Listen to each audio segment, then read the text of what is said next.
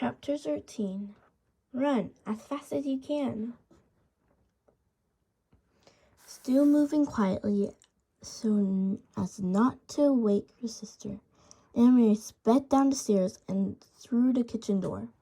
Her foot caught the loose step, and she faltered for a moment, righting herself, then dashed across the ground to the place where her mother lay. "Mama!" she called desperately. "Mama!" "Shh," Mama said, raising her head. "I'm all right." "But Mama," Aunt Mary asked, kneeling beside her, "what's wrong? What happened?" Her mother pulled herself to a sitting position. She winced in pain. "I'm all right, really. Don't worry. And the Rosens are with Henrik. That's the important thing." She smiled a little, though her face was drawn with pain, and she bit her lip, the smile fading. We got there quite quickly, even though it was still so dark, and it was difficult for the Rosens, not knowing the path. Henrik was there waiting on the boat, and he took them aboard and down below so quickly to the cabin that they were invisible in the instant. He said the others were already there. Peter got them there safely too. So I turned and hurried home. I was anxious to get back to the U girls. I should have been more careful. Talking softly, she brushed some grass and dirt from her hands. Can you believe it? I was nearly here. Well, maybe just halfway, when I tripped over a root and went sprawling. Mama sighed. So clumsy, she said, as if she were scolding herself. I'm afraid my ankle is broken, Aunt Mary. Thank goodness it is nothing worse. An ankle mends. And I am home, and the Rosens are with Henry. You should have seen me, Aunt Mary, she said, shaking her head with the look. Your proper mama, crawling inch by inch. I probably look like a drunkard. She reached for Aunt Mary's arm. Here, let me lean on you. I think if you support me on the side, I can make my way up to the house. Goodness, what a clumsy fool I am. Here, let me put my arm over your shoulder. You're such a good, strong, brave girl. Now, very slowly. There. Mama's face was white with pain. Aunt Mary could see it, even though the faint light of the approaching dawn. She hobbled, leaning heavily on her daughter, pausing again and again toward the house. When we get inside, I'll have a cup of tea, and then we'll call the doctor. I'll tell him that I fell on the stairs. You'll have to help me wash away the grass and twigs. Here, Aunt Mary, let me rest for a minute. They had reached the house, and Mama sank down to the steps and sat. She took several deep breaths.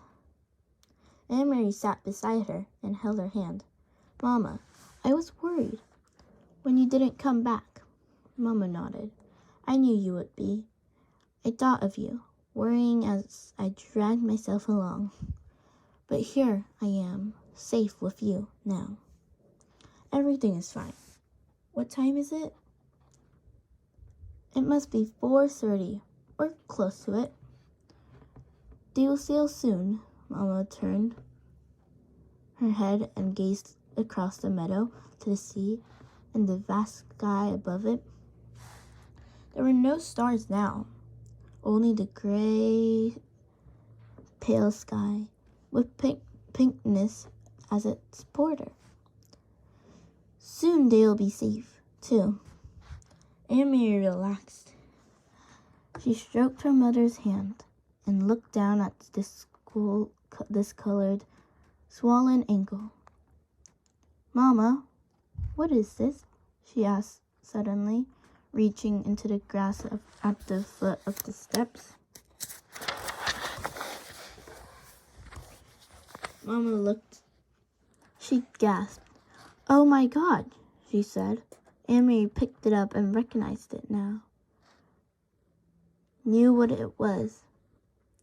It was the packet that Peter had given to Mr. Rosen. Mr. Rosen tripped on the step, remember? It must have fallen from his pocket. We'll have to save it and give it back to Peter. Aunt Mary handed it to her mother. Do you know what it is? Her mother didn't answer. Her face stricken, she looked at the path and down at her ankle. It's important, isn't it, Mama? It was for Uncle Henrik. I remember. Peter said it was very important. I heard him tell Mr. Rosen. Her mother tried to stand, but fell back against the steps with a groan. My God, she murmured again. It may all have been for nothing. Aunt Mary took the packet from her mother's hand and stood.